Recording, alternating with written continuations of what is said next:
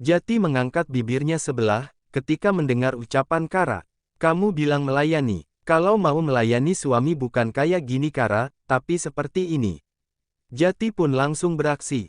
Jati, apa yang kalian lakukan? Suara yang sangat dikenal membuat ciuman Jati terpaksa dihentikan.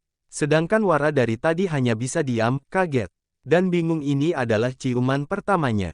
Jati pun melepaskan ciuman pada bibir Kara. Ketika suara papahnya langsung menggelegar. Kara pun langsung mengusap bibirnya dan menunduk, wanita itu pun langsung pergi ke kamar mandi. Ia duduk di atas kloset, dan memejamkan matanya bersiap akan menghadapi masalah yang sangat besar. Kara tidak berani keluar, ia takut kalau Jati akan bertengkar dengan Tommy. Dan Tommy akan melukai keluarganya seperti yang pernah Tommy katakan. Dari nada bicaranya Kara sudah sangat tahu kalau Tommy itu sedang dilanda kemarahan. Itu sebabnya ia di dalam kamar mandi langsung ketakutan. Telinga Kara pasang untuk mendengarkan apa yang kiranya terjadi di luar sana. Apa yang kamu lakukan? Tanya Tommy. Kara yang ada di dalam kamar mandi tahu betul dari nada bicara Tommy kalau laki-laki parubaya itu sedang marah besar gara-gara memergoki anaknya. Jati bukannya takut mendengar nada bicara Tommy, justru laki-laki berparas tampan itu pun mengulas senyum dengan sangat manis. Papa pasti tahu apa yang sedang Jati lakukan, wajar kan? Jawab Jati dengan nada mengejek. Pasti Kara yang menggoda kamu, balas Tommy dengan sorot mata yang makin menunjukkan kemarahannya. Kenapa harus marah? Kara istri Jati, dan Jati yang mengajaknya duluan. Bukannya sudah sangat wajar sepasang suami istri, itu juga salah satu tujuan pernikahan kan? Lalu apa yang membuat papa marah? Jati kembali membuat Tommy, seperti mendidih darahnya. Sedangkan Jati semakin yakin kalau ada yang tidak beres di antara papahnya dan juga Kara. Aku sepertinya harus sering-sering pancing papa, dan aku harus cari tahu sendiri apa yang sebenarnya terjadi antara papa dan juga Kara. Yah, tidak mungkin Kara langsung pergi begitu papa datang. Aku tahu Kara juga menginginkan hal itu, gumam Jati dalam hatinya. Udahlah Pah, benar apa yang dikatakan oleh Jati. Sekarang kita siap-siap pulang saja ya sayang. Iren mencoba melerai Tommy dan Jati. Memang sudah tidak aneh ketika dua laki-laki itu saling bersitegang. Iren adalah orang yang selalu datang untuk menjadi penengahnya. Bi, tolong siapkan apa yang mau dibawa ya. Iren memberikan titah pada asisten rumah tangganya. Mama akan panggil dokter untuk periksa kamu dan kita pulang sekarang. Iren segera mengayunkan kakinya untuk memanggil dokter. Oh, iya kamu panggil Kara sayang. Dia jangan di kamar mandi terus. Bantu kamu bersiap. Iren kembali membalikkan badannya dan meminta Jati memanggil Kara. Sedangkan Tommy pun memilih duduk di sofa melihat kesibukan asisten rumah tangga merapihkan barang-barang Jati. Bi, tolong panggilkan Kara di dalam kamar mandi ya, ucap Jati. Sengaja laki-laki itu meminta asisten rumah tangga memanggil Kara dengan suara yang kencang, tujuannya tentu agar Tommy mendengarnya. Yah, Jati memang ingin memancing kalau Tommy akan mengatakan apa yang seharusnya ia ketahui. Menjadi anak dari Tommy sudah hampir 20 tahun, tentu Jati sangat paham dengan sifat papahnya. Sayang, kamu kok lama banget di dalam kamar mandi, ngapain aja? Tanya Noah, sengaja banget malah panggil sayang. Kara pun hanya bisa menghirup nafas dalam, wanita itu sudah membayangkan kemarahan dari Tommy. Tadi tiba-tiba mules jawab Kara sembari membantu bibi beres-beres perabotan yang akan dibawa pulang. Sayang, udah sini tangan bantu kerjaan seperti itu. Kamu itu istri aku bukan pembantu, jadi duduk dan temani aku ngobrol. Jati mengulas senyum ketika melihat reaksi papahnya yang tidak suka mendengar ucapan Jati yang cukup mesra pada istrinya. Karena tidak ingin membuat masalah lagi, Kara pun nurut dengan ucapan Jati. Kara juga merasa kalau Jati sudah curiga sesuatu, buktinya nada dan cara berbicaranya Jati sudah sangat berbeda. Kara bisa bernafas lega karena baru juga duduk dokter dan perawat sudah datang, mereka siap membuka selang infus di tangan Jati. Sehingga ia tidak harus berada di situasi yang sulit.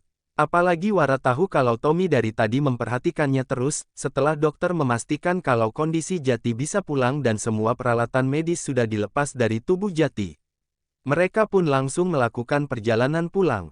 Bahagia itu yang pastinya Jati rasakan. Selamat datang abang. Noah dan Nara pun menyambut Jati di depan pintu dengan berjingkrak bahagia karena selama 1 minggu dirawat di rumah sakit, dan mereka hanya melakukan komunikasi lewat sambungan telepon. Noah mengembangkan senyum bahagia ketika dua adiknya yang biasanya nyebelin kali ini sedikit hangat bahkan menyambut dirinya pulang dari rumah sakit. Kara, kamu bawa Jati masuk ke kamarnya ya? Iren mengusap pundak Kara dengan lembut. Memang sejak ia menikah dengan Jati, Kara pun melihat kalau Iren jauh lebih hangat. Hanya Tommy yang tidak ada perubahannya, malah Kara melihat kalau Tommy semakin tidak suka dengan dirinya. Entahlah, padahal Kara sudah berusaha bersikap baik dengan papa mertuanya. Namun laki-laki parubaya itu rupanya tidak menghargai sedikit pun usaha Kara. Sayang, untuk sementara waktu selama kamu masih sakit, Mama pindahkan kamu di kamar tamu. Tidak apa-apa ya, nanti kalau sudah sembuh kamu bisa kembali ke kamar kamu. Kali ini Iren gantian mengusap Jati dengan lembut. Nara, bantu Kak Kara merawat abang ya. Noah, kamu juga jangan ajak abang kamu berantem terus. Abang butuh bantuan dukungan dari kalian agar abang cepat sembuh. Iren gantian kali ini menatap Nara dan Noah. Iya mah, siap mah. Nara dan Noah pun menjawab dengan bersamaan. Tit, tit, klakson dibunyikan oleh Tommy. Iren menatap suaminya yang masih di atas mobil. Kalau gitu Mama kerja dulu ya. Kalian jaga diri di rumah. Untuk kamu Kara, kalau butuh sesuatu bisa tanya pada Nara, Noah, Jati atau asisten rumah tangga. Jangan malu dan sungkan, mereka baik kok. Tanpa menunggu lama Iren pun melanjutkan untuk kerja padahal Kara belum menjawab ucapan mama mertuanya. Kara pun bersiap untuk mendorong kursi roda Jati, tetapi Nara langsung menahannya. Bira yang dong Nara aja Kak. Nara langsung menggantikan posisi Kara, dengan semangat gadis berusia 13 tahun itu pun langsung mendorong kursi roda Jati menuju kamar tamu yang untuk sementara menjadi kamar untuk Jati dan juga Kara. Sedangkan Kara berjalan di samping Nara. Tumben kamu baik deh, ledek Jati noel tangan Nara. Biasanya anak kelas 7 itu sangat manja dan bawel. Maklum anak bungsu dan cewek satu-satunya. Ya harus dong bang, kasihan Kak Kara pasti capek banget ngurus abang yang bawel. Ledek Nara dengan berkelakar dengan renyah. Yeh, mana ada abang bawel, di rumah ini ratunya bawel cuma kamu, dan tidak ada tandingannya. Kini mereka sudah sampai di kamar tamu.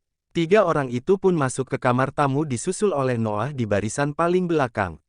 Anak usia 16 tahun itu langsung duduk di sofa kamar yang sangat luas. Kak Kara, kenapa mau menikah sama abang sih? Dia kan lagi sakit. Tanya Noah dengan nada yang cukup dingin. Berisik, ngapain lu ikut ke sini, belajar sana, usir Noah. Yah, 2 kakak beradik ini memang jarang akurnya. Yeh, suka-sukalah. Bukannya tadi mama bilang agar gue juga bantu jaga lu, balas Noah tidak mau kalah dengan Jati. Lu di sini bukan bantuin malah berisik. Balik kamar Ki, berisik, gue mau istirahat. Jati pun kembali mengusir Noah. Gak mau, gue juga mau numpang istirahat di sini. Noah malah merebahkan tubuhnya di atas sofa yang empuk. Jati yang kesal pun langsung melempar bantal pada adik nomor 2-nya tetapi nggak kena. Udah Aa, jangan berantem lagi. Biarin Noah mau tidur di sini.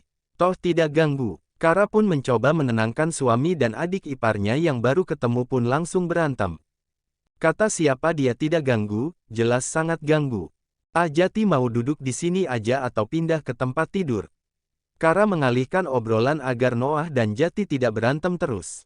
Tempat tidur aja, kelamaan duduk sakit banget punggungnya. Nara, kakak minta tolong tumpuk bantal sampai 3 susun ya, titah Kara pada adik iparnya. Tanpa menunggu lama Nara pun langsung mengikuti apa kata Kara. Menumpuk bantal sampai 3 susun. Kara berdiri di hadapan Jati, tubuhnya mengangkat tubuh Jati dari depan. Kedua tangannya siap memapah Jati dengan masuk ke bawah ketiak dan bersiap mengangkat Jati dengan kuat. Udah siap? Tanya Kara, dan dengan pelan Jati mengangguk. Apa Nara bisa bantu Kak? Tanya Nara yang melihat kalau Jati berapa saat meringis. Tidak usah dek, kakak udah biasa melakukannya, balas Kara, dan benar saja dengan perlahan tubuh Jati sudah berpindah dari kursi roda ke atas ranjang yang cukup tinggi. Noah, harusnya lu yang angkat abang. Badan lu kan besar, dan lu cowok. Kasih Kak Kara, dia badannya kecil dan tenaga cewek nggak sebesar cowok, protes Nara menatap Noah yang malah hanya melihat aja. Tanya ada sama abang lu, dia mau nggak gue bantu, balas Noah yang memang selalu berantem terus. Tanya sama abang lu juga, dia ikhlas nggak bantu abangnya, balas Jati berbicara pada Nara, tapi ditunjukkan untuk Noah. Udah sih, kalian itu berantem terus, dengarkan tadi kata mama apa, jangan kebiasaan berantem lagi. Nara yang jadi penengahnya sekarang. Gadis 13 tahun itu sudah jauh lebih bijaksana sekarang. Tagar denger tuh Jat, Noah jangan berantem terus.